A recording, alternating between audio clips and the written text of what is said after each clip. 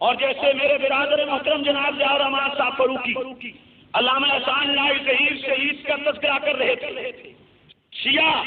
احسان الہی ظہیر شہید کا قاتل تھا اور ہے، لیکن آج تک وہ دندناتا پھر رہا ہے۔ میں آج اس نمائندہ ہزاروں کے اجتماع میں اعلان کر رہا ہوں، اگر کل کو مجھے قتل کر دیا جائے تو میرا قاتل ساجد علی ندوی ہوگا، میرا قاتل